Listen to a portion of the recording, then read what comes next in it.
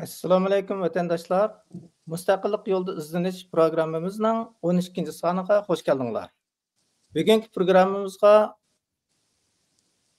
biz yana Mehmet'in Ala efendimni taklif qildik. Programmamizga hoş geldiniz. Hoş bulduk. Rahmet. Biz oldin qatim ziyolilar to'g'risida parang qilib, buningki oxirini chiqmagan. Bugun mushu temani oxirlashtiril deb o'yladik. Yaponlik dаңlıq samuray, filosof ve yazgıcı Miyamoto Musashi mundaq deydi. Haqiqat sening o'zing xolab o'ylaganingdek bo'lmaydi. Bu asli qanday bo'lsa, shundoq. Sen uningga bo'ysunasan yoki yolg'on ichida yashaysan deydi. Biz haqiqat ustida so'zlashyapmiz, ziyolilar ustida so'zlashyapmiz. Bugun aytgan men ishqi borg'ichi bo'lgan orliqda sizningki özünün yığıda özünün göçünü qoruş degan bir videongizni angladim. Yangi chiqarib chiqarsiz. Dal ziyoli degan dal shunda millat ehtiyoji qilayotgan temada so'z qiladi va haqiqatni o'z xalqiga yetkazadi. Bu pek yaxshi tema bo'pti, yaxshi mazmunlarni angladik. Hamda biz temaning o'ziga kelaylik. Siz yaqinda nashr qilingan O'ylashingdek yashaysan nomli kitobingizning beshidagi nevropsixologiyalik tajriba haqidagi bayonlarga men qiziqib qoldim buningga. Keyingi chaqlarda ommaviy matbuotlarda tarixiy shaxslarga burundan muqimlashgan baholarning aksicha baho berilgan ahvollar ko'rildi. Bu baholar dalillar bilan ta'minlandi. Shunda bo'lishiga qaramay, burungi baholarga ishonguchilar yanada qarashlarda ching turishdi.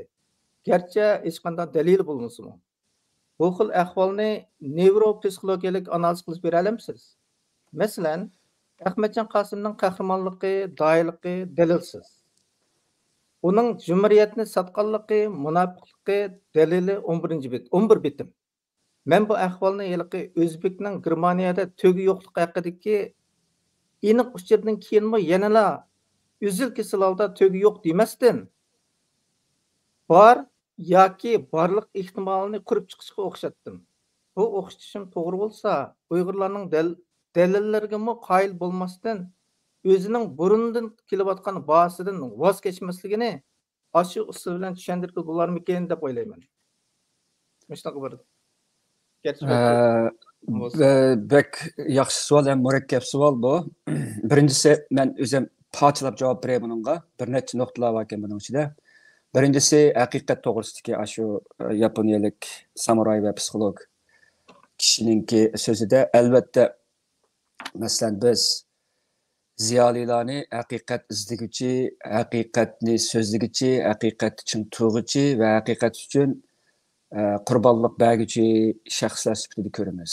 Eng oddiysi bir tabiiy fan olimini misolga olsak yoki bir matematik hisob qilsak, misol birga birini qo'shsak her qandaq vaqtda, her qandaq bir davrda, her qandaq bir xaqonning yoki bir faqirning oldida 2 bo'ladi endi. O kekeshlab birga birini qo'shsa 3 desa bo'lmaydi. Haqiqat uchun turmagan bo'ladi, haqiqatga osiylik qilgan bo'ladi.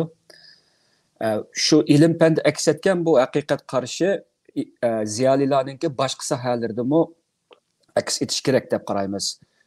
Uning ustiga ziyolilarning ko'p qismi ilm fan bilan shug'ullanguncha, mayli u tabiiy fanda bo'lsin yoki ijtimoiy fanda bo'lsin yoki ilohiyatshunaslikda bo'lsin, hammasida bir haqiqat uchun izlaniladigan bir hayotni ko'ra olamiz.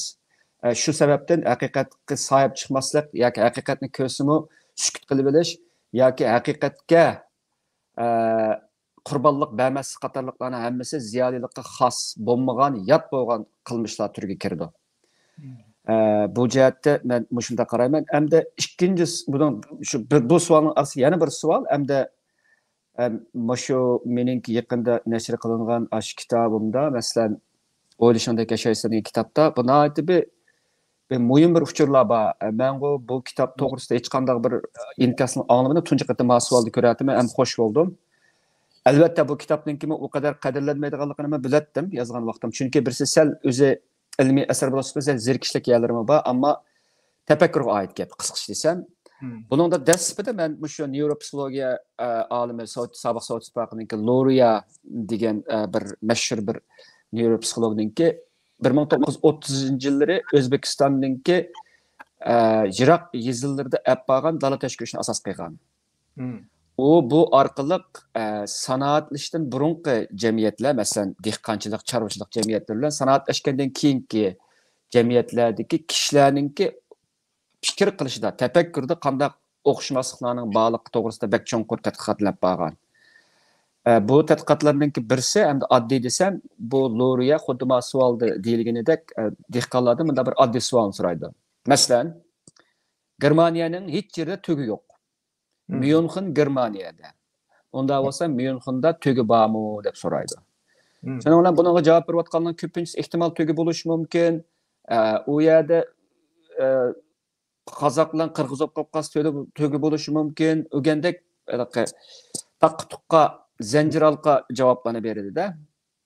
Ama oxirisi bu savol so'rg'uchi sal rallolab savol so'rg'uchiga dedi. Ben dedim bu Germaniyaning hech yerda tugi yo'q.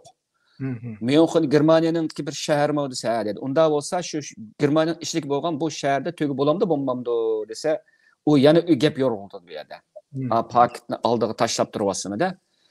Sonra axir xato javob berdi-ku hamda. Uning ustiga ba'zilari gapdonlik qilib, u yerda ehtimol tugi bo'lishi mumkin. Men berib boqmagan, men ko'rmagan, lekin men ko'msam lekin tugi bo'lishi mumkin degandek danqamputi gap bilan javob berdi. Demak, çoğunum bu yerda Luria Özbeklarninki tafakkuridagi bu xil qalaymaqonchilikdan qattiq vayim yeydi. Bu yerda aning da'vatqini tafakkurdagi qalaymaqonchilik hodisasi.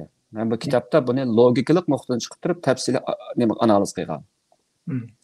Bunda deyishimning sababi, men yana bir qadam orqaga qaytay. Men ilgari Uyg'urlarning mag'lub bo'lishini, tarixdagi mag'lubiyatlarni psixologiyalik jihatga pishib etilmaslik va psixik jihatga ba'zi masalalarga aloqadormiki deb bu jihatda tadqiqotni elib berib, oxirisi Uyg'urlar psixologiyalik urushlar degan kitobni yozib chiqqan. Keyin men u kitob 2017-yil tutdi nashr qilindi qatorliqlar. Keyin men bu qarshimninki uzil kesil to'g'ri emasligini, yetersizligini his qildim.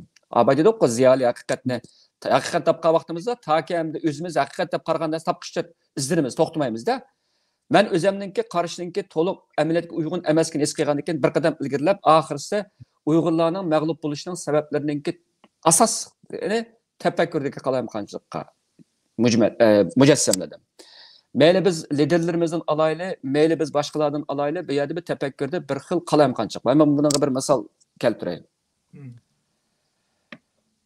Bir necha tarixda bir necha voqealar bo'lgan, buning ichida bir andiz bor. Ya'ni Seyit Nochi o'zining o'lim xatini Qashqarning do'tiga ekkiladi. Ya'ni orduga keladi, orduda qatl qilindi. Temir Xalifam shunday bo'ldi. Shundaqqa Xo'janiyaz hojim shunday bo'ldi. Bugün biz ismini zikr qilayotgan Ahmadjon Qosimov shunday bo'ldi. Beyjingga olib borildi. Beyjingda bappag'icha ya yerim yo'lda o'ldirildi, ya keyingi ba'zi shohidlarni deyishicha Qozog'istonda uzun yillar turmada yotqizildi qatorliqlar. Ana undan keyinchi 49 yildan keyinchi degan vaqtimizda yana nurg'unlar odamlar, masalan biz vatanda deydik-ku, yuqoriga domiltib vayron qilish deydigan ba'zi yaxshi ishlagan Uyg'ur kadrning yaxshi ishlaganini biz nisbiy deymiz-ku. Yaxshi ishlagan Uyg'ur kadrlarimi markazga o'tkazish orqali ro'y sundirilib, asosan ovoz o'chirilgan. Oxirgi qitim bag'ini Abduqodir Jaloliddin. Uning yanarim yo'q degan she'rini ko'rdik-ku. Endi Abduqodir Jaloliddinninki vatanga qaytish boshqalarga o'xshamaydi. Uningki shaxsiy qarori bo'lishi mumkin deb qarayman. U bir siyosiy jihatda orduga chaqirilmaydi u. Gerçi onunla Türkiye'deki ve başka nurgulluğun şahslar vatanga bormaslik to'g'risida, qaytmaslik to'g'risida nurgulluğun nasihatlarni qilsam, oxiri qaytib keyin mening anglag'animda 2018-yili Şiyendagi bir oliy maktabdagi Uyg'ur o'quvchilar bir oliy maktabga Abduqodir Jaloliddin yalqiroz ishkis olib berilib, qiyga ishtirga tövbe qildirilib ekan bu. Shu chaqda bir o'quvchininki o'zini o'ltirib olg'is kelganligini Uyg'ur o'quvchininki shu kuni ishladimda. Mushunda bo'lgan. Demak, men bu misolni elishimda Abduqodir Jaloliddinni bundan sen chiqarib turma. Misolni elishimdagi asosiy sabab dushman bilan do'st hukumidagi mujmallik, mana bu narsalarni keltirib chiqargan deb qarayman. Bundaq deşimning sababi düşman hukumi, mesela biz Germaniyaning dаңlıq siyasat felsefesi Karl Schmitt'ning gibi bilsek, düşman hukumi siyasetning anısı. Siyaset bilan shug'ullanaman deydigan bir odam düşman hukmini bilish kerak. Düşman hukumining asosli nimasi bizga qarshi bo'lgan, manfaatimizga zid bo'lgan yoki manfaatimizni qarshi turadigan, bizni vayron qilishni ko'zlaydigan shaxs, gruppa yoki bir davlatni biz dushman deymiz. Endi buni yana bir xil desak, dushman bizga hech qanday yaxshilik kelmaydigan odam, qilmish, ideya yoki bir davlatni ko'rsatadi. Aqalli bir savod bu-da. Endi biz dushmandan umid kutsak yoki dushmanga ishonsak, bu vaqtda chatoq chiqadi. Albatta, dushman hukm o'zgarib turdi. Xuddi Churchill degandek, mangulik do'st bo'lmagandek, mangulik raqib bo'lmaydi degandek. Ammo ma'lum vaqtda kimiki bizning dushmanimiz bo'ladi ekan, uningga ishonishga va uningdan rahim shafqat kutishga yoki uning bilan do'st bo'lishga urinishning hammasi o'ziga dushman bo'lishdan oladi ekan. Masalan, Seyit Nochininki o'zining dushmanlariga bo'lgan ishonchiga qarang. Temir Xalifa bilan Xo'janaz Hoji shu dushman bilan ilishgan ayni vaqtda. Ammo o'xshash dushmanninki nimasiga, tavsiyasiga va ularni chaqirishiga ma'qul deb o'rdiga chaqirildi, o'rdi qatl qilindi. Ahmadjon Qosimning cho'ng farq qilib ketmaydi. Ammo Ahmadjon Qosimga o'xshamaydigan bir yeri uningda Sovet ittifoqininki nimasi bor, besimi bor, qatorliqda. Anadan keyin boshqalar. Demek bu yerning hammasida biz bir nuqtani ko'ramiz. Bu yerda dushman hukumidagi mujmallik, murassasizlik va dushman bilan do'stni ayriyanmaslik yoki bu yerdagi mujmallik qatorliqlarda biz nurg'un jihatli bayram bo'lgan. Biz Xitoyninki tarix kitoblariga qarasak, mayli qadimgisi qarayli, mayli hozirgisi qarayli, hammasida shimoldagi va g'arbdagi millatlar yavoyi va dushman ustida qaraldi. Ta hozirgacha. Xitoyning dushman qarashi ta hozirgacha o'zgarmadi bizga. Buningdan keyin o'zgarmaydi. Nima uchun? Chunki Xitoyning qarashida o'zi bo'lmagandan hammasi yot bo'ladi, yot bo'lgandan ko'ngli yot bo'ladi, ko'ngli yot bo'lgan dushman bo'ladi. Oddiy desak. Bizga unda gap yo'q. Bu dushmanlar siyosiy jihatdan bilmasak mayli turib tursin, siyosiy jihatdan turib tursin, diniy jihatdan bizdan yot, bizga yot amaliyotda. Musulmon emas. Ya'ni biz bilan qalbi bir emas, iymoni bir emas. Yaratquchisi bilinmas bizdan. Mush ahvollarda turib, yana ashlarga ishonishning o'zi bu siyosiy jihatdagi hamoqatlik bo'lsa mayli-te, ammo bir millatning halokatini barliq keltirgan omillarning birisi. Bir liderninki xato qarshi o'zidan kelsa, nima deyman? O'zidan kelsa pek yaxshi edi. Ammo u lider bo'lgandiki, uning qarori bizga ta'sir ko'rsatadi. Oxirgi savol keladi, mana bu savolning oxirgi qismi. Hamda nurg'unlagan paketlar tursa, yana ma agashganlar uni davosga nemishqa o'zininki birsi shu liderlikdan shu o'zi tiklib olgan shu ma'budqa, ya'ni ma'bud siman shu liderdan ayrilib qilishdan qo'rqash. Shunga uni janjahd bilan qo'g'dash. Anadan keyin u lider o'zining judadan chiqib qolsa, uni butun kuchi bilan tiklash. Ash jutlar bo'yicha paket qilib qilmaslik. Anadan keyin yana bir jihatdan cho'digan vaqtda insonda o'zi ishlayotgan bir narsaninki xam xiyol, yolg'on yoki saxt ekanligini oshkorlab qo'ysa, ajoyib bir azob bo'ladi bunda. Shuning bilan uni amalga qo'g'daydigan gap. O'zining xam xiyolininki barbod bo'lib ketmasligi. Bu orqali o'zining kallasida zo'r bir zilzillab o'zininki ba'zi chog'da barbod bo'lib ketmasligi oldini olish uchun haqiqatga ko'z yuma oladi. Men yana bir misol keltiray. Bu Urumchida bo'lgan gapda bu Tursun Ershidin deydigan bir yozuvchi bir akamiz bordi.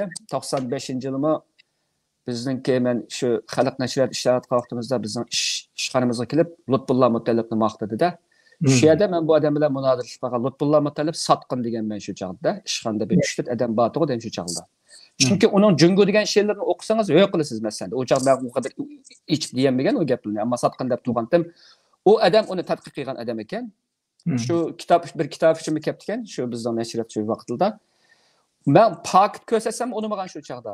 Men tunji qatam hayotimda paketga pisand qilmaslikning qanchalik bir qo'rqinish ekanligini shu yerda his qilgandim-da. Uningdan keyin bu Ahmadjon Qosim abay deb ketdi. 11 bitimning imzolanishi Uyg'ur 20 asr Uyg'ur siyosiy tarixidagi eng chong mag'lubiyatlarning birisi deyishga bo'ladi.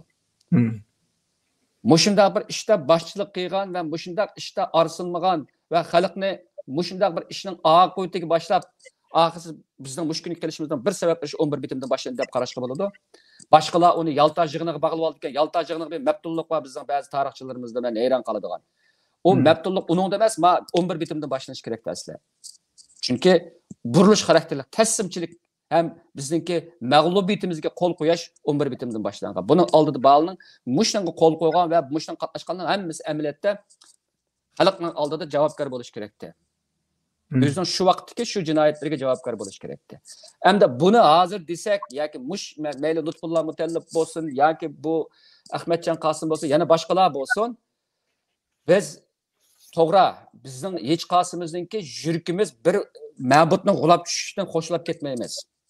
Xuddi Ashiyandagi Uyg'ur bola o'zi so'ygan, o'zi qadrini qilgan, hatto cho'qingan Abduqodir Jaloliddinning to'ynamasdan keyin o'lib olmoqchi bo'lgandek bizning o'lib olg'imiz keladi. Mayli rost bo'lsin, yolg'on bo'lsin yoki ro'yjatdan bo'lsin yoki hissiyatdan bo'lsin, bu odam o'zini o'lilish majburlaydigan bir gaplar. Garchi uni imzolaganlarningki xiyoliga kelmagan bilan buni ko'rib o'tgan bizningki yurkimiz qon oldi. Imzoni atqanlikdan. Mushundaq ahvoldimi? Albatta, agar buni biz e'tirof qilmasak, taslimnomini e'tirof qilgan bo'lamiz. Agar bularning jinoyatini e'tirof qilmasak, shu 11 bitim qo'l qo'ygan e'tirof. Buni e'tirof qildi degan gap o'zimiz bilib bilmay shu taslimnomining nima e'tirof qilgan bo'lamiz. Bizning nima farqimiz qoldi bu vaqtda? Ular bizning farqimiz qolmaydi-ki. Biz shu taslimnomiga imzo qo'ygan odamlar bo'lamiz shu. Garchi tarixda 70 yildek farq bo'lsa-mu, aramizda o'xshash en arkası kelgan vaqtda natija o'xshash bo'ldi. Bizning pozitsiyamiz o'xshash bo'ldi, tutumimiz o'xshash bo'ldi. Agar endi bu taslimnomani imzo qo'yganligim gap qilmasak, boshqalarga nima deymiz? O'tgan qatda men jiqtab ketdim. Qaysi qahramon bo'ldi, qaysi xoin bo'ldi? Qaysi millatning haqiqiy liderlari bo'ldi, qaysi millatningki satqin va munofiq liderlari bo'ldi masalan. Agar buni nima qilmasak, buni bekitmasak, buningki farqiga bormasak, buni bir tarixiy izlanishlar orqali hozir uningki yaqin qarsini qarq qilmasak, mushundaq ummat ishida yashayveramdik.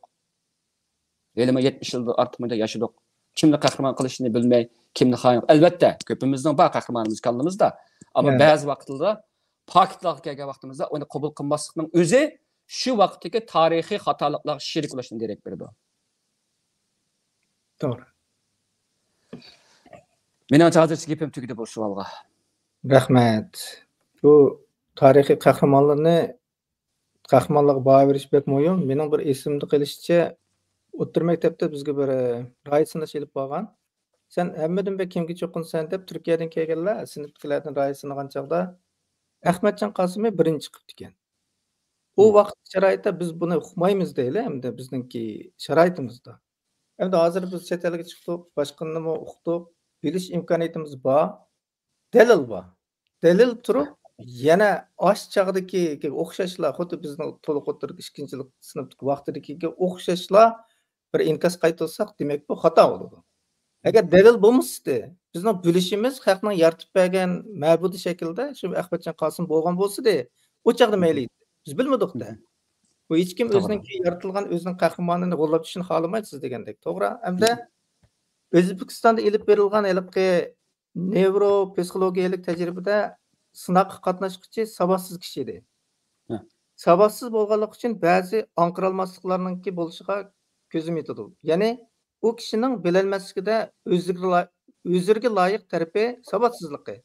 Lekin Uyg'urlarda ko'rilgan faktlarga qaramay, yanala o'zlashgan baholarda ching turish ba'zi o'qimishliqlarda hatto ilmiy unvonlari bo'lgan katta ziyolilarda ko'rildi. Bu holda buni heliqi savadsizning ahvoliga o'xshatqilib bo'lmay qoldigandek turdi. Bulardagisi go'yo bir xil ongliq qo'g'dash, xufisallik bilan faktni anglamagan qilib bilish xohishi bo'lishi mumkinmi? Yoki yana boshqa sabablar bormidi? Ya'ni inakning beshiga kelgan kunning mo'zayning beshiga kelib qilish qo'rqinchisi bormi bu yerda? Xufisallik qilish yoki inakning beshiga kelgan kun mo'zayning beshiga kelib qoldi deb shunday qilayotgan bir ish bormi? Bu chunqur savol-ku. Bu endi Luriyaninki tadqiqini abay deganimizdek O'zbekistonninki savadsizlar joylashgan rayonlari so'ralayotgan savollar mayli savodsizlik bo'lsin, mayli savodlik bo'lsin, eng aqalli mantiqiy yoki logiklik savollar. Ya'ni masalan, savolni o'zi kelib, mana men javob beray. Ya'ni Germaniyaning o'zida tügü yo'q degan gap Germaniyaning har qanday shaharda tügü yo'q deganni bildirdi. Cho'ng hukm deyilgandan keyin logik jihatdan olsak, boshqalarda allabirni javob chiqib turdi. Shunga ya Myunxenni demsiz, Frankfurtni demsiz, Berlin demsiz, Mainzni demsiz, nima desangiz Germaniyadagi u yerda tügü yo'q bo'ladi. Bu yerda eng muhim bir yeri tafakkurninki yo'linishiga, formasiga rivoya qilmaslik hodisi bo'ladi. Tafakkur chuvalchaq bo'lishning sababi tafakkurda mesela u yerda bir savolni javob bersa bo'ldi. Ya'ni Germaniya tügü yo'qki, u vaqtda Myunxenda mutlaq tügü bo'lmaydi. Ama bunu biz logikalik nimaga tushmay javob beryapotganlar o'zining shaxsiy tajribasiga nima qilib ketadi, hikoyasiga chiqib ketadi. Demak, bizningki nimamizga eng chong bir masala logikalik masala. Masalan, bir paket, masalan deyli, masalan Ahmadjon Qosimov haqidagi paketninki 11 bitimiga misol alaylik. Mushunda Ahmadjon Qosimovninki butkul nimalarini, sharaflarini, hamma nimasini gumron qilishga yetib boshlamış bir nuqtaning o'zi, bir paketning o'zi. Bu paketni endi buni aqlayotganlarning hammasiga qarasak, bu paketdan ya aylanib o'tish, ya bu paketning o'zininki qimmatini tuvallashtirish, yoki bo'lmasa ko'masga silishlik bir xohishini bayqam. Nimishqa? Chunki buni ashunda ko'masga silib olmasa, uni sharaflantirib, ani ma'bud qilib bo'lmaydi. Bu kalladagi savolni o'zi chiqqan, ani qo'g'dash orqali o'zininki ma'budini qo'g'dash bo'ldi. Hamda yana bir misol olayman. Lutfullah Mutallibniki kelsak, nurg'unlagan odamlar Lutfullah Mutallibni qo'l. Bular shoirlarmi, uni eng ulug' shoir, vatanparvar shoir degan mantiqsizlik borda. Bu yerda bir logiksizlik bo'ladi. Chunki Lutfullah Mutallib vatanparvar shoir bo'lsa, bo'ladi. Chunki u Jungun yozgandan keyin u Xitoyning vatanparvar shoirlash kerak. Xitoyning vatanparvarlarning shoirlarining tizimidan yer elish kerakki, hech zaman Uyg'urlarningki vatanparvar shoiri bo'lmasligi kerak. Mutlaq mangu bo'lmasligi kerak. Nima uchun? Chunki u Sharq Turkiston yoki Uyg'uriston yoki yana birini degan she'rni yozmadi u. Jungu degan she'rni yozdi. U Jungu degan she'rni yozsangiz ro'y jihatda qusvatgingiz keladi. Uningdagi muhabbatga. Xitoy yozolmaydi mana she'rni. Endi nima uchun bu shoir bu qadar ulug'lanayotdi? Nima uchun ulug'lanayotdi? Chunki Jungu deb she'r yozib oljib ketgan nurg'unlagan shoirlar bor. Bir qismlari Lutfullah Mutallib chapan yepish orqali Lutfullah Mutallib kabi nurg'unlagan azg'un satqun shoirlarga chapan yatmoqchi. Yana bir turkumlar uchunchi desa, Lutfullah Mutallib haqiqatan she'r yozish texnikasida haqiqatan intan ustun o'rinda turadigan bir shoir. Aninki she'riyatdagi kamolatini aning siyosiy jihatdagi satqinligiga tegishib o'tishni xohlamaydi. Shundan ko'zni yumibla aning siyosiy jihatdagi satqinligiga ko'masga silib oladi. Ammo uni shoir sifatida qo'g'dab qolmoqchi. Shoir sifatida qo'g'dab qolsang bo'ladi. Uning she'riyat texnikalarini maqtasang bo'ladi, ammo uni hech zaman bizning oldimizga vatanparvar shoir deb aytgan bo'lmaydi. Agar sen uni vatanparvar shoir deb Abduxoliqning Uyg'urlar bir yerda qo'ysang, Abduxoliq Uyg'ur go'r tik turdi men deb qo'yar. Mutlaq o'xshaydi. Biz Xitoyga qarshi chip o'ltirilsin. Bu Xitoyga she'r yozib, hatta yana shu Xitoy tarafidan o'ltirildi bu 18 daqiqa. Bu qanday vatanparvarlik bo'ldi bu? Bu mantiqsizlik o'z-o'ziga zid kelish bu. Ammo buni bizning kallamiz ko'taraverdi buni. Bu nimada psixologiyada bir atalg'i bor. Bunun kelimesi İngilizce compartmentalization deydi buni. Buni bölekleştirish deb tercüme qilsak bo'ladi. Bölekleştirish. Kichik bölekler bo'yicha. Bir odamning vujudida, masalan, bu shu nima uchun shunday paketlar qabul qilmaslik hodisasini tushuntirib bo'ldim psixologiya jihatdan. Bir-biriga qarshi bo'lgan ikki paket odamlarning kallasida teng vaqtda o'xshamagan ikki katakchida saqlanib turdi. Masalan, biz shu nimaga kelsak, masalan, shu Lutfullah Mutallibning masalasiga kelsak, o'xshash bir odam Lutfullah Mutallibni hem ulug' shoir, hem Uyg'urlarning vatanparvar shoiri bir-birisiga butunlay mos kelmaydigan ikki narsani kallasiga sig'dira olish mumkin. Shuning uchun nurg'un odamlar mana shunday danqan puti ishlarga bir-birisiga rab kelmaydigan ishlarda bo'libmi Uyg'urlarninki siyosiy liderlariga baho berishda buningga tushlik qiladi. Ani qilgan emasmi? Mani qilgan emasmi? Deydi-yu, ammo uning ilgari qilgan ma'lum ishininki, masalan, yana deb ketdim, 11 bitimni qancha yug'ilmaydi buning nimasini. O keyin u bizga bir erish alanı qilib etsin, anındaki şermençilik turtulsun, siyasi şermençilik turtulsun. Anındaki siyasi xatolikning nimasi, uni har qanday nimada aqlab bo'g'ilmaydi mumkin. Ama nurg'un odamlar buningda ikki xil bir-biriga qarama-qarshi bo'lgan qarashlarni qilsak edi. Yana bilsa, biz boshqa tarixiy shaxslarda bunda bir narsalarni ko'ramiz. Ziddiyetlik omillarida. Ama ziddiyetlik omillar yo'q, yana siyosiy liderlarimiz bor. Masalan deyli. Bularning eng cho'nglarining birisi Sobit Damollar masalasi. Sobit Damollarning hayotiga qarasak, uning hayotida boshdan oxir bir davlat qurishdan iborat bir oliy bir g'oya bor uning kallasida. U ne bir taslimnomaga imzo qo'ymaydi. Ne u boshqalarga o'xshash o'zining ichidagi o'zining ilgari qilgan ishlarga zid keladigan bir ishlarni qilmaydi qatorliqlar.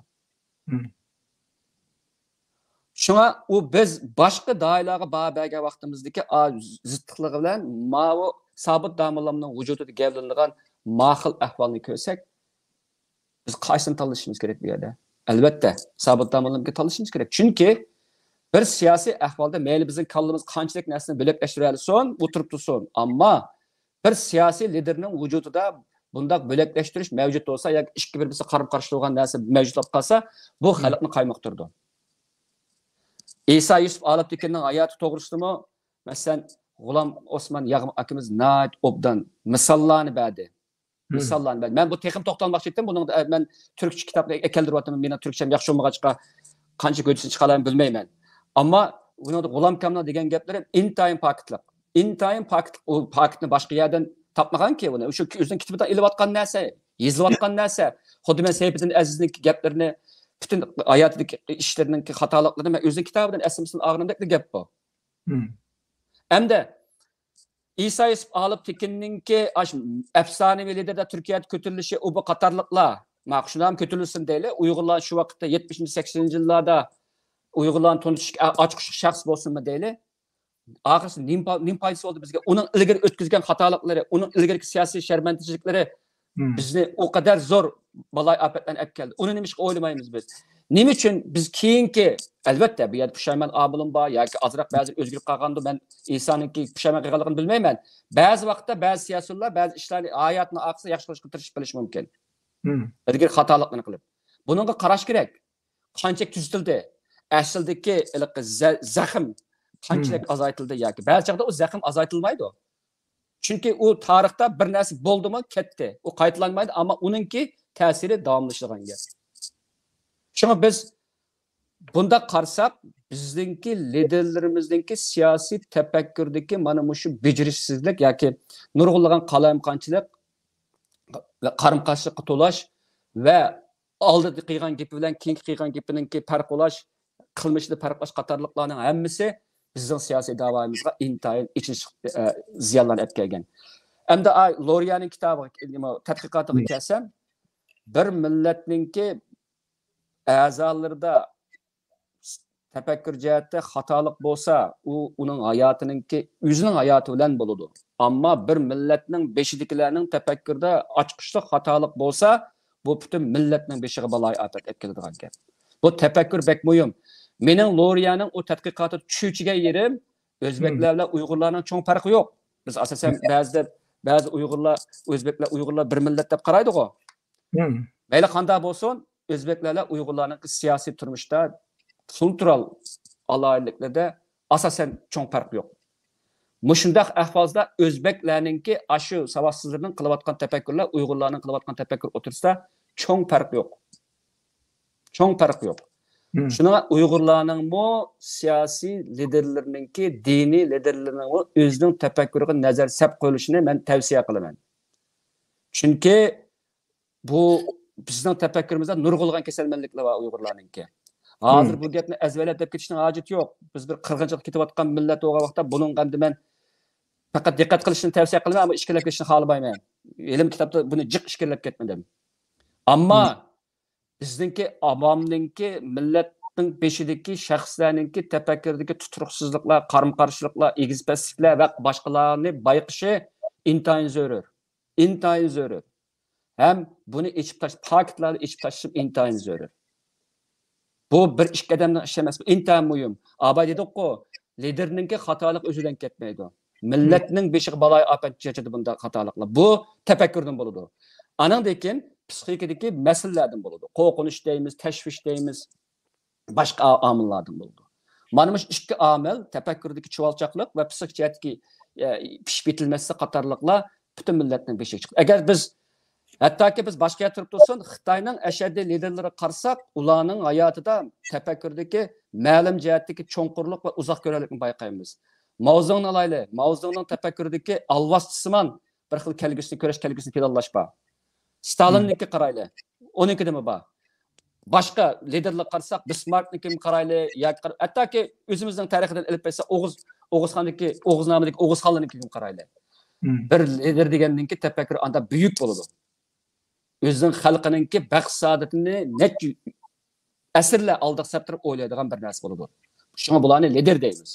O bizningga o'xshash aldaqida nima bilan beri yo'q gapni qilib tushmaydi bular. Bularni lider deymiz. Sabit damlan mushkildagi yuksak tafakkur ega bir odam deyish kerak. Nima uchun?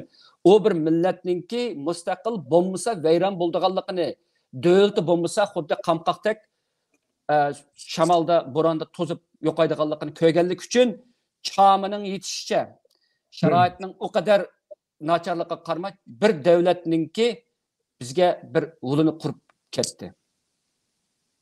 Buni dahiyani bir nazarninki mahsuli deyishki bo'ladi. Rahmat. Lider degan manda bo'ladi. Sabit amallarni maqtaydiganlar bizning ziyolilar orasida az, texi kitob yozilganini ko'rmadik. Ammo boshqalarni maqtaydiganlar kitob yozib bozaq silayotganlarcha. Endi Lutfullah Mutallib size to'xtalsaqmi, Parat Tursun Lutfullah Mutallibninki yillarga javob degan she'riga nisbatan bir zonliq qilib o'zining maqolasida butun dunyodagi yozuvchilar, olimlar bu yillarga javob berolmay, haqiqatni izlab bo'lolmay javob tortib olsa, bu Lutfullah Mutallib birdamda javob berib o'tgan deb bir maqolasida bir zonliq qilib ekan. Shunga o'xshash endi biz haq yaratib bergan ma'budlarning orqaga kirib, o'zimizning kimligini unutib qolgan haq biz. Endi oxirida xuddi tajribada Germaniyada tugini bor qilish uchun u yerda qozoq va qirg'iz bo'lishidek bir sababni ta'min etganiga o'xshash, Uyg'urlardagi tajribada sabab ta'min etib, majburlangan deganni qanday tushunsak bo'ldi? Ya'ni bu oqadigan sababmi? Demakchi bo'lganim, majburlanganlik sababi munofiqlikni kechirib, gunohni pok-pokiza qilishga yetadigan bo'lsa, u holda qahramonlikni qanday tushunamiz? Yani bizning tushunchamizdagi qahramonlik majburlashlarga bo'yin egmay, o'z irodasida ching turish emasmi? Bu siz buni oldidan ozroq javob berdingiz. Majburlangan deganga ozroq javob bergandim. Men majburlangan degan gap manda desam, yana boshqacharoq dey buni gapni. Mustamlika bir majburlash jarayoni. Bu degan gap biz bir millatning mustamlikasiga tushgan vaqtimizda o'zimizning irodasiga xilof ishlarning hammani majburiy qilamiz.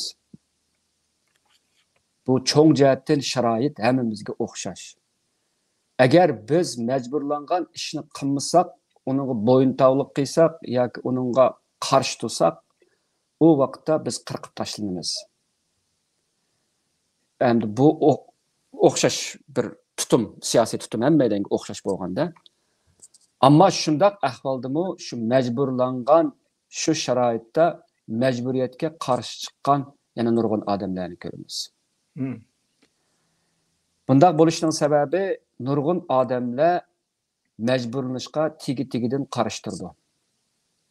Majburlashga tigi-tigidan qarshi turdi. Hamda nimaninki bu psixologiyada bir tajriba bor, Stanford tajribasi deydigan. Buningda qisqacha desam, nurg'unlagan odamlar tajribaga qatnashdi. Tajriba qatnashgan vaqtda o'zi bir savol so'rash ishlariga qilib bir odam nima qildi, suhbat qilib berdi. Abbaga vaqtda qarshi taraf savoliga xato javob bersa, u jazolashda elektrik tok qo'yib berdi badaniga qarshi tarafniki. Şuna bu tecrübe katnaşkanlar bağansırı o toplu koyup birdiğen boludu da bağansırı karşı tarafına cezalap azaplaydı. Emniyette tecrübede o karşı tarafına verilgen top bağmaydı emniyette ama ma taraf bunu barı dep oylu boladı. Şunda oylagan kılıdı. Bu tecrübe insanlarınki nopuzga qandaq masışdığanlıqdan ibaret bir narsani iç berdi. Yani insanlar nopuzdunki mecburlaşıda şununla masışıp iş kılıdı.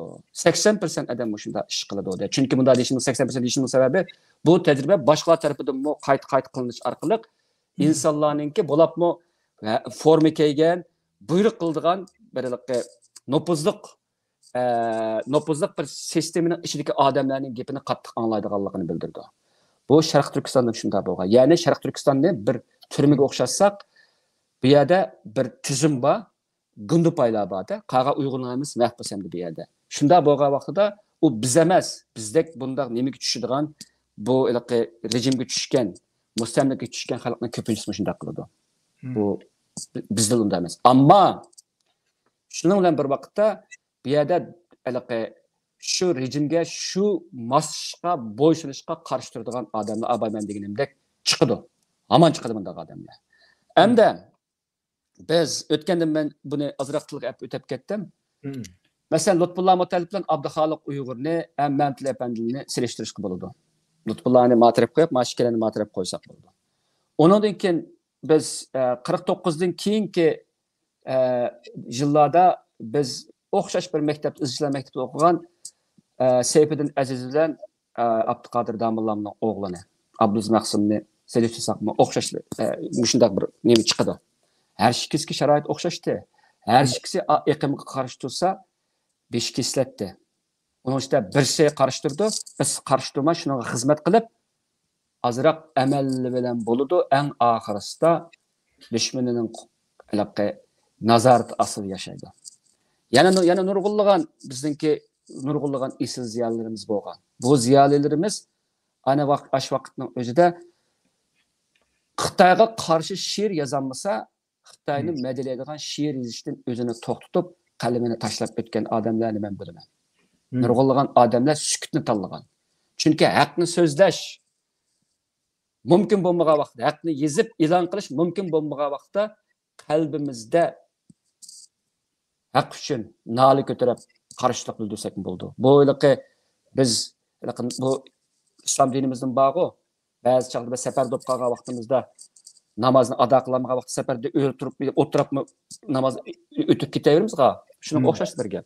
Ba'zi chaqda ba'zi amallarimizda, axloqiy amallarimizda, vijdoniy amallarimizni ado qilmagan vaqtimizda o'zimiz bildirgan shaklda qilsak bo'ladi. Bu bizning xoinlikdan saqlaydigan gap bo'ladi-da. Hamda bu bir etinchi bir ahvol.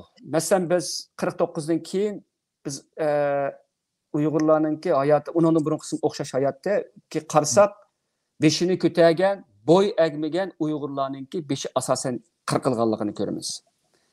Bir vatanparvar bir millatchining beshi qirqildi degan gap bu bir jamoat uchun intayin zo'r bir yo'qotish bo'ldi. Bizga o'xshash vatanparvarlar nihoyat az bo'lgan bir jamoat uchun-da.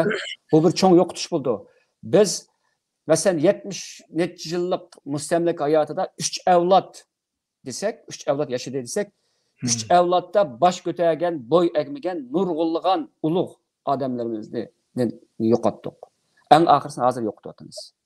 Lagerlarda, turmalarda va qul nimalarda, zavodlarda, qul ishchilik zavodlarda. Demak, bu mustamlikiningki bizga keltiradigan g'oyat zo'r ichinishlik ziyonlari bu bizningki. Andan keyin bu biologik jihatdan ilib aytsak, bir millatda ulug' odamlar yo'qoldi yoki ular yoshligida yoki boshqa vaqtlarda yo'qotildi deganning o'zi uningdan tug'iladigan, uningdan tarbiyasida yetishib chiqadigan ashningdek vatanparvar va millatparvar odamlarningmi yo'qotilganligini ko'ralaymiz. Bu Xitoyningki yiltizdan qirqish deydigan bir xil nimasini ko'rsatdi. Hamda shuning bilan qanday odamlar saqlanib qoladi degan vaqtda beshini ko'tarmaydigan ham shu o'zini majburlayotgan shu hokimiyatga xizmat qiladigan odamlar saqlanib qoladi. Bundaq saqlanib qolgan vaqtda tabiiy holda ko'pincha odamlarga bu bir xil harakat mezoni bo'lib o'zlashidi. Ya'ni ularmi xuddi boshqalarga o'xshash shu mavjud hokimiyatga xizmat qilsa aman qoldiganligini bilgandan keyin ularmi tabiiy holda xizmat qilishni tanlaydi. Anandan keyin buningga qarshi turganlarni qarshi turdi. Bularni o'zining dushman deb. Nemishqa degan vaqtda u buningga qarshi turayotganlar ularning aramini buzitdi. Aramini buzitish emas, ularning beshini paplab turgan xo'jayinlarning achchig'ini keltirib qolsa, bu achchiqninki o'ziga tegib kelishdan vayim yeydi. Shunga vatanda biz shu gapni jiq anglaydik-ku. Senga nenni so'mamdo, bakadan baka ish chiqarib, bizga ish deb berib debdi. Men ma qarshi kunki tungan keliqi o'zining yig'ida o'zining go'shini qo'rish degan kichik bir suhbatimda shu gapni dedim. Ya'ni bu yerda qahramonlar ma o'laqa Xitoyning jazosiga uchraganlar Xitoyningki o'chmanlik obyekti bo'lib qolmay, texnik echinchlikka shu o'zi shu xalqning ozodligini yoki o'zi ozodlikni qo'lga keltirman degan shu xalqning bu o'chmanlik obyektiga aylanadi. Qo'sh dushmanlikka duch keladi bu odam. Uning ro'yi bir Allohninki xosiyatida nayta uyul tashdek yaratilmasa asalli verim bo'lib ketmanda. Nemishqa degan vaqtda u o'zi men xalq nashriyat ishlayotgan vaqtimizda shu vaqtda xalq nashriyat ishlagan bir odam bor ekan, ismini unutib qoldim bu odamninki. Shu 70-yillarning boshlarida Madad inqilobi buni nayta qiynaydi ekan-ku, peypan qilib tortib chiqarib millat, yerlik millati deb. Shu odam shu chaqda bir gapni qilibdi ekan. Bugun sizlar meni jazolaysizlar, erta men uchun yig'laysizlar. Bugun sizlar meni bilmaysizlar, erta sizlar mening kimligimni bilasizlar, u vaqtda ulgurolmay qolasizlar, debdi ekan. Onu shu bir ikkisini esida qolibdi ekan uning gapi. Shu birsi menga pichilab deb bergan gapdi bu. Ashundoq bo'ladi. Qahramonlarimiz o'zimizga dushman qiladi, shuning bilan ularni biz dushmanimizningki ra'yiga biqib, uningga yaxshi ko'rish uchun jazolab beramiz. Moyatda o'zimizningki qimmatini, o'zimizningki ro'yini, eng muhimi o'zimizning kelgusini jazolaymiz. Xitoy bizningki o'zimizning yig'ida o'zimizning go'shini mushkul shaklda qoraydi degan gap. Bu nayati bir echinishli bir ahvol bu. Shuning uchunmi ba'zi shoirlarga ziyoda chapan yekib ketish, Xitoyni maqtab yozgan she'rlarning qilishning hamsi bir xil aman qilishninki, jonsozlikninki bir xil alomati bo'lib, bularni o'zining kelgusiga shu orqali yo'l hozirlaydi. Chunki ularni bir kunlari sal vaziyat chiqsa, o'zi boshqalar yozgan shu Xitoy yoki Jungo degan she'rni yozib selish, hatto uningdan oshiribroq yozib selish mumkinchiligini biladi. Chunki ikki tanlash bor. Mustamlikada. Ya'ni ya birsi qarshi turib o'lish kerak, ya birsi jim turib hayot qilish kerak. Bizga shunday bir tanlashni berdigan gap.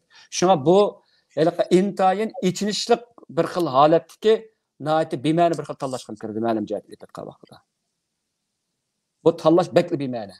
Ammo dunyo tarixiga qarasak, masalan men yaqinda neminingki sobiq Sovet ittifoqininki Chexoslovakiyaga hujum qilib kirgan vaqtidagi ishlarni tasvirlagan bir romanni o'qidim.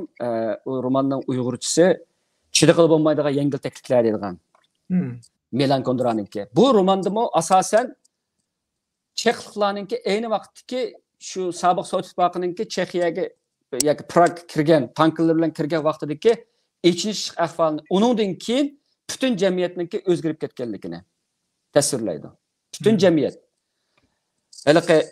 erkinlikni xohlaydigan, ma'lum jihatda sotsialist tuzumninki ma'lum o'zakni foydalanayotgan shu Chexliklar Sovet ittifoqining hujumidagi butunlay kollektiv asirga olindi. Kollektiv jazolanadi. Bu bizning o'xshash, echinish ahvol bu. Ammo shuningdimi yana bir qismda chet elga qochdi, xuddi Milan Kunderaga o'xshash Fransiyaga qochdi.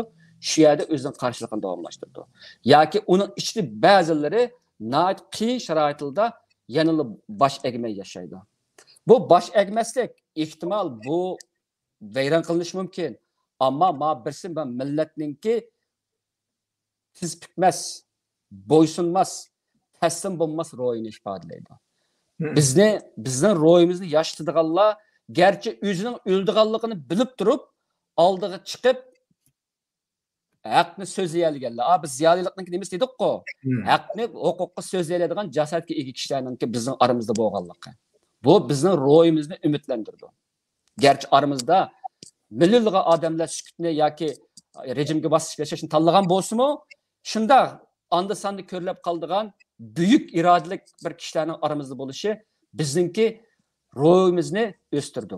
Vayron qilib etmaydi. Ana shu Xitoyning yo'qotmoqchi bo'lgani birmi odamni boshqa o'tkazmaslik, birmi odamga haqli so'z o'tkazmaslik va birmi odamga bizning haqiqiy liderimiz sifatida o'tirg'i chiqmaslik. Bu vaqtda biz o'zimizga ulgu qildigan hech qanday bir qimmatni, hech qanday bir shaxsni va hech qanday bir misolni topa olmaymiz. Bu vaqtda biz butunlay qorong'ulikqa qotamiz. Alloh ming shukrlarki, bunday odamlar aramizda chiqib turibdi. Rahmat, rahmat. Bu bizniki bu ziyoli to'g'risidagi bu suhbatimizni eng oxirida siz bizning ziyolininki kelgusi qanday qaraysiz degan savol bilan tamomlayli. Shunday bir javob berib baksanız. Biz ziyolilarninki o'tmishini dedik, hozirini dedik. Siz ham kelgusi bu masalaga qanday qaraysiz? Qanday bo'lar bu ishlar? Ben nadi açık desem ziyolilerimizin köpünçimiz bir devirde, içiniş bir devirde yaşadık. Biz bir içiniş bir devirinin mahsulları. Kallımızda Marksizmi ba, İslamımızın ba, çetki çıkan vakta liberalizmi ba, çeteldeki ziyalilerindeydi. Vatandaki ziyalilerini alsak, asasen en büyük ziyalilerimizden ki Ferhat Tursun, Abdülkadir Celaluddin, Yalqur Ruzi qatarlıq nurgulluğun ziyalilerimiz hazır eğir azap içinde yaşayadı. O ziyalilerimizde keyin çıkan yaşla ulardan ben qandalıqını bilmeyim hazır. Çünkü vatanın alakamız bulmağandaki yeni çıkıvatkan ziyalilerinin qandalıqını bilmeyimiz. Ama jığıp eysem biz gayet zor bir qurbanlık berivatkan, ziyalilerini qurban berivatkan bir devrini baştan geçirivatımız. Ziyaliler degenimiz bir milletninki minisi deyişki boludu. Bu minimiz İngiliz bir gap var, brain drainage deydigan. Yani mini ekip geçiş degan gap bu. Yani başka çıkıtış, yoki yo'qotish degan gap. İxtisosliklarni. Bizdimi ağır derecede minimiz ekip ketish yoki ixtisosliklarda ağırlık qilishda cho'ng bir krizisga duch kelyapmiz. Bu krizisninki talabı bugun ko'rimiz, erta ko'rilmasa o'gin ichish tarzida bilindi. Men oldi bilan bizda qolib qolgan ziyolilarninki kallasini silkib qolgan ömrümüzde mushu ingrab yetayotgan, kelgusi umid uzilayotgan mushu xalqimizga beg'ishishni umid qilaman. Bizningki haliqi esilzoda yoki sarxil deydigan, haliqi ustirib oldigan, haliqi qamlashmagan haliqi amallarimizni tashlab, mushu xalqning ichiga cho'kib, mushu xalqning dardiga darmon bo'lish biz uchun intayin bo'lib chetaldagi ziyolilarninki. Andan keyin ikkinchisi, hemen bunu desem bu qancha ta'sir bo'ldi bilmayman. Haqqa qarshi bo'lishni umid qilaman. Biz nurg'unlagan ko'z oldimizda nurg'unlagan paketlar, tarixiy paketlar, real paketlar bilan nurg'unlagan odamlar, shaxslar va tarixiy voqealiklarni qaytadan baholashga majbur bo'lyapmiz. Ba'zilariga yetarli paket, ba'zilarni yetarli paketlarni qaytadan bağlab chiqdim. Bundaq vaqtlarda ziyolilarninki o'zining ifodasini bildirishni talab qilaman. Bunda deyishimiz sababi xalqimiz yanılı ziyolilarga ishirdi. Yanılı ziyolilarni cho'ng ko'rdi, ham ularni o'zininki nurg'unlagan ishlarda yetakchi qilsa ekan deydi. Buningda men ziyolilarninki mushur rolni elishni xohlayman. Ammo nayt keskin desem, vijdonimga baqaroq desem, men 45 ning ustida bu san abstrakt mandal tanlangan san bu. Yaman çok ümidni kutmayman. Fakat ularning kutadiganim o'zi turayotgan shu jamoatning beshi bo'lib bas ekan deyman. Ammo mening cho'ng umid kutadiganim 45 ning tuvindikilar.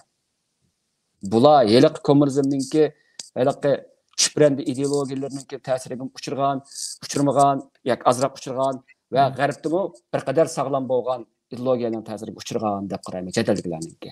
Ham bularda bir jasorat bor. Bizga o'xshash qo'rqitilib kallamiz juyulib ve qaytadan şekillendirilip intayin kalkenmez kılıtılmagan. Ben bu yeni bir avlodning yeni bir tefekkürü bilen o'ttirg'i chiqishini umid qilaman. Bularning men ansiraydigan yerlarim bu ziyoli bu yoshlarda cho'nglarning nopozidan ansirash, an'anadan ansirash, g'arbga o'zi yashayotgan jamiyatning besimlaridan ansirash yoki uning unumlik aralashmaslik va uni o'zgartiramiz qatorliq nurg'un jihatlardagi kamchiliklar bor. Uni men his qiliqliq. Ama en muhimi ularning ro'y jihatda o'zini ozod qilib, mushu Uyg'urlarningki kelgusidagi ishlar uchun ideya ishlab chiqaradigan bir qo'shin bo'lishini bekma arzu qilaman. Bu faqat yoshlarning qo'lidan keldi. Cho'nglarimiz, men qatorliq hammamiz ko'ni xamanni so'raymiz. Ko'ni gapni takrorlaydigan gibi. Yangilik az jiq chiqmaydi bizdan. Ama yoshlardan bu chiqish kerak. Chunki bizning uchrayotgan bu zulmlarimizningki yana bir o'rnak yo'q. Acayip bir yegane, acayip bir eşitlik bir zulüm bu. Bununla yeni tefekkür etti. Onun üstüne bir künsür özgürlük turvatkan dünyadaki künsür özgürlük turvatkan düşmanımız tarafından ilip birlivatkan bir katliam, ırkı kırgınçılık bu. Bunun için nahayet ötkür ve özgürşçan, nahayet elastik ve çonkur oylayadığan ziyalarımız cümülden yaş evlatlarımız getirdi. Bunun için benim şu oyluşunu geçersen kitabım diginimdek tefekkür bek mühim buldu. Uyg'urlarningki kollektiv jihatda tafakkurda nurg'un masalalar bor. Men mushunchak deb qo'yaman. Nurg'un masalalar bor. Buning uchun biz shu bolalarimizga tafakkur haqidagi, tafakkurimizni uyg'otadigan, bizni yeni ijodiy va aqliy tafakkur qiladigan yo'llarda bolalarimizni tarbiyalamasak bo'lmaydi. Undan uchinchisi ziyolilik institutlaştırılgan vaqtida nurg'ulgan masala kelib chiqdi. Bu nimani bildirdi degan vaqtda, xuddilik vatandagilik adabiyot san'atchilar birlashmasiga a'zo bo'lib olganlar xalqninki yurgidan chiqadigan narsa bek az yozganga o'xshaydi. Chet eldimi nurg'ulgan kichik guruh bo'lib olgan shuning bilan faoliyat olib berayotgan ziyolilar bor. Men u guruhni xato demayman. Shu guruhda qanday bo'lsak bo'ladi. Ammo guruhdan chiqishni o'rganaylik. Chunki millat bir guruh emas. Hech qanday bir guruhga bir millatga vakillik qila olmaydi. Bulatma ilmiy jihatdagi ziyolilarning guruhi. Faqat kichik bir ishni qilamiz. Ammo buninglik bilan guruhbozlik qilish bek xatarlik bo'ladi bizga. Demak, cho'g'nim bir guruhga kirishgan nimada Amerikaning bir dangliq bir komediya artisti bor. Shuning bir gapi bor, bek yaxshi ko'raman buning gapini men. Men shaxsni suyman. Ammo qachoniki bu shaxs bir guruhga qatnashsalar, onun qo'lini üzümen dedigan bir gap bor. Bunun gapining ma'lum bir asosi bor. Ya'ni biz bir guruhga kirgan bo'lapmi? Bir ziyoli bir guruhga kirgan vaqtimizda nurg'un cheklimga uchraymiz. Guruh kimligi bizning fikrimizni bo'g'idi yoki ma'lum bir ramkaga oladi, bizningki tafakkurimizni ramkaga oladi qatorliqlar. Albatta, ba'zi jihatda shu guruhlashmay, muassasalashmay bo'lmaydi. Yozuvchilar deymiz yoki ana tilninki yoki boshqa jihatdan. Ammo hamma masalaga shu o'zimizningki guruh manfaatlarga qarasak bo'lmaydi. Ma cho'ng jihatda bir millatning cho'ng bir manfaati, millatdan iborat bir cho'ng bir guruhim bor. Buni ko'msak bo'lmaydi. Bo'lmasa, baklalikda ushshaq tushak ham shaxsiyatchilik to'lgan kichik bir guruhning manfaati uchun xizmat qilib qolgan bo'lamiz. Men ziyolilarningki cho'ngroq nazarda texnik yiroqni ko'zlagan holda guruhdan halqib cho'ng bir guruhida bir ovozda yoki bir yerga kela olishni, hech bo'lmasa bir yig'indi bo'lsin, bir yig'ilishda bo'lsinmi, kela olishni umid qilaman. Eng oxirida sen avval millat tava bo'lsanki, a guruhga tava bo'lmaysan. Shu millat bo'lg'achqa a guruhim bo'layotganga. Bu yerda birlamchilik, ikkilamchilik munosib. Millatning manfaati birinchi o'rinda turdi. Har qanday guruhninki va shaxsninki yoki boshqa birininki manfaatini har vaqt ustun turdi. Bu mening deydigan uchinchisi. Ham to'rtinchisi, oxirgi gapim hem ziyolilarga xalqimizning nurg'ulgan fikrlari bor. Nurg'ulgan qanoatsizliklari bor, tanqidlari bor. Bularningki hammasi men yo'lsiz deyolmayman. Haqiqatan ziyolilarimizdan xili ko'p qismi degan yerdan chiqmayapti. Agar buningdagi mushbiti albatta o'zgarib qolmaymiz. Men o'ylaqi xam xiyol bilan romantiklik bir nima bilan adil o'zgarib ketgan ziyolilar qo'shinini men tasavvur qila olmayman. Shuning uchun men umidimni men tasavvur qila oladigan yoshlarga bog'layman. Burun 50% bog'lasam, hozir 80-90% bog'layman. Umidimiz yoshlarda bo'ldi. Ammo shunday bo'lsa-mu, biz o'zimiz ziyoli degan vaqtimizda bu ziyoli degan nomninki axloqiy, ijtimoiy va siyosiy ma'nosi intayin cho'nqur Bulapma siyosiy ma'nosi bek cho'nqur ziyolilikninki. Bunda deyishimning sababi ziyolilarninki mayli qanchiliki siyosiyda aralashmayman deydikan, ular shu ziyoli bo'lmagan 4 odamlarninki boshqarishni qabul qilish kerak u vaqtning o'zida. Buni u Aflotun deb bo'lgan gap, 2500 yil deyilib bo'lgan gap. Agar sen siyosatdan neri turman deydikansan, o vaqtda sen shu siyosatni o'ynaydiganlar boshqarishga tushsa deydigan gap. Shu bizda shunday bo'ladi. Ziyolilarninki siyosatga aktiv aralashishni talab qilaman. Chunki bizning realligimiz siyosiy reallik. Bizning kimligimiz siyosat tarafidan belgilanayotgan kimlik. Bizning kelgusimizmi cho'qim va mutlaq siyosiy kelgusi bo'ladi. Buning ichidagi ochqishliq masala bizningki davlatimizningki asli kelishi. Agar bunda bo'lmaydi ekan, hamma narsa, hamma ma'no, har qanday jihatga qimmatlanan hammasi vayron bo'ladi. Uning hech qanday asosi bo'lmagan bo'ladi. Agar ziyolilar bu tarixninki bizga yuklagan bu siyosiy burchini ilishni rad qiladi ekan, bizlar emas, ham bizning burundan keyingi avlodlarimiz bunday ziyolilarni kechirmaydi. Chunki u davr taqozo qilgan eng muhim, eng mohiyatlik masaladan, mas'uliyatdan va burchdan o'zini qochirgan bo'ladi. Buni kechirguli bo'lmaydi. Hozir biz uchun o'tmishdagilarninki xoinlik, sotqinligini ayiblash, baho berish bek oson, menga oson bo'lyapti hozir. Nimishqa? Men o'zimni ustida ko'rmay hozir. O'tmish menga davanning pesi ava. Davanning ustida turib, pesni noit bemalol ko'rayotgandek his qilyapman. Unutib qolmaylik, kelgusi biz davanning pesiga tushimiz, davanning ustida turgan avlodlar bo'ladi. Ular bizga shunday qariy oladi. Biz o'tmishga qanday baho bergan bo'lsak, o'zimizga shunday berib, kelgusida men o'tmishga aylangan vaqtda kelgusi menga shunday baho berdi ekan, demasak bo'lmaydi. Agar tarixdan qo'rqmasak, men bir chaqda mush Uyg'urlarning bir hozir yurgan bir siyosiyniga men shunday gap degandim. Tarixdan qo'rqinglar, ma ishni qilsanglar tarix javob bersizlar desa, tarixdan qo'rqmaymiz degan. Uning gapidan men qo'rqqan. Hozir qo'rqoqlik uning gapidan men. Manda sharmanda bo'lmaydi. Tarixdan qo'rqash kerak. Shuning uchun tarix yozamiz. Nima uchun tarix yozamiz? Chunki tarix yozishning bir sababi hozirgi sharmandachiligimizningki yo'qolib ketmaydiganlikka tarixda ayon bo'ladi. Tarix yo'qotmaydi uni. Shunga sharmandachiligimizdan qochib qutulolmaymiz. Bugun qutulishimiz mumkin. Go'rga kirib qutuldik deb o'ylay olishimiz mumkin, ammo qutulolmaymiz. Tarix har vaqt bizni go'rdan tatib chiqarib, bizni so'roqlay oladi. Tarixdan qo'rqash kerak. Tarixda yaxshi nom qoldirishga tirishish kerak. Tarix bek shafqatsiz narsa. So'zim tugadi.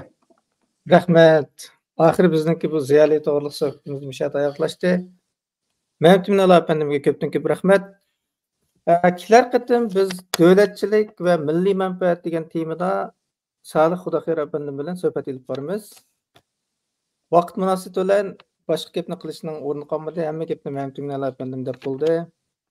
Hammanglarning mush vaqt xayrli bo'lsin. Hammanglarga ko'p rahmat. Xayr. Xo'sh. Tugidimi? Tugidi. O, 3 qatim bo'lib ketdi.